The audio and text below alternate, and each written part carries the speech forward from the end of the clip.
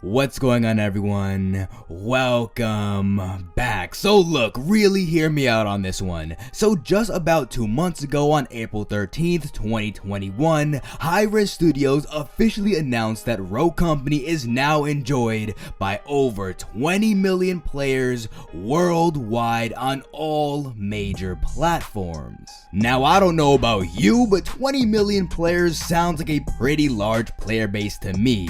However, how is it that some fans of Rogue Company tell a completely different story, many claiming that they're consistently playing against the same people over and over again. But I play against the same people all the time, and that gets super repetitive. When you're playing against the same people, you know who you're playing against, you know if you're gonna get rolled or not. It feels like it's like 50 to 100 people that play on PC. And also having to deal with very long wait times to even enter a single match. Now you would expect things like this to happen when you're playing a game like Hyperscape, where hardly no one gives a shit about the game, and like the max amount of players playing at one time is probably around -7, okay? But hold on now, we're talking about 20 million people worldwide. But yet, these are all signs of an extremely low player count, forcing many new and old players to come to the same conclusion, that Rogue Company is dead. Now keep in mind, these are just claims. However, they do come up frequently enough to the point that I think it's necessary to find out for certain if these claims are accurate.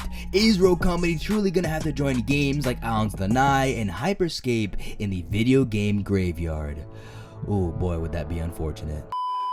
So yeah, if you can't tell by now, this is gonna be a very interesting video where I dive deep to find out the truth. Now look, if you care about Rogue Company, or if you want this game to crash and burn, both of you do me a favor and sit back, grab your favorite goddamn snacks, and relax.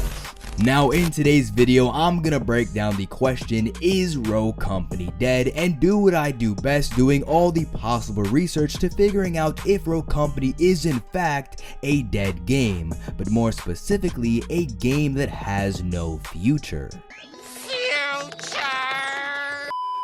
So now let's get right into business and talk about the Rogue Company player experience that some say is the reason for Rogue Company ultimately quote unquote dying. Yeah, I'm talking about the bugs, the glitches, and that annoyingly long wait time before each and every match. Now look, I may be a Rogue Company partner, but it is undeniable that Rogue Company isn't exactly a perfect game. Even I can see that, especially early on. They did have their fair share of bugs and glitches. In fact, months ago, Rogue Company was plagued, and I mean plagued, by a game-breaking bug that made players invincible, all while having serious server issues that almost rendered Rogue Company completely unplayable. Yeah, during the time of Rogue Company servers feeling like they were being ran by two elderly ass hamsters, I may or may not have came inches away from breaking my whole ass setup in a fit of the finest gamer rage. Yeah, if you experienced Rogue Company during this dark ass time, then you know exactly how I felt. However, like I said, that was months ago. Currently, Rogue Company from a gameplay standpoint is in a pretty good state. Yes, of course, there are some bugs here and there, but none, and I mean none, to the point that it is seriously hindering the player's consistent fun and enjoyment. AKA, I haven't absolutely annihilated any of my monitors due to a recent broken ass bug or glitch. Please clap. Now, from all the research that I've done, it seems that Rogue Company's major issue from a player experience perspective isn't the gameplay itself, or even the bugs and glitches, or the long wait times between matches. It's actually a bit worse than that, and it's something that I don't think that can easily be fixed by a couple updates. But let me explain.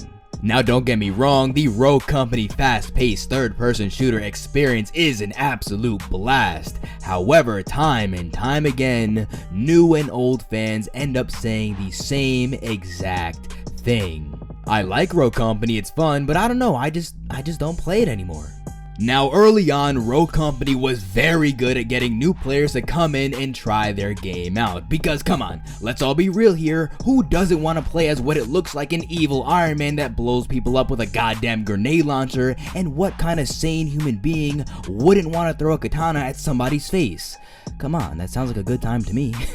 However, when Rogue Company reached its peak popularity and you saw all the major streamers and YouTubers playing Rogue Company, bringing in millions of new players and hundreds of thousands of views, which was fantastic and all, but at the time, Rogue Company was not ready for all this publicity. There wasn't a rank system, there wasn't even a battle pass, and essentially, Rogue Company was an empty shell that had no system in place that was supposed to keep all these new players engaged over time. Now of course, Rogue Company currently has a rank system and a pretty damn good battle pass. However, they missed their opportunity to show these potential new fans what Rogue Company is all about when they had that huge amount of popularity. Now to say Rogue Company has a small player base where you'll have to wait at least a minute before getting into a match, and also run the high possibility that you'll be matched up against the same people you played last game, is 100% true. I mean, just look at the numbers alone. Now if you look all the way back into July of last year, where Rogue Company hit its absolute peak popularity, to now in June of 2021, where Rogue Company's player base is only a fraction of what they saw at its peak.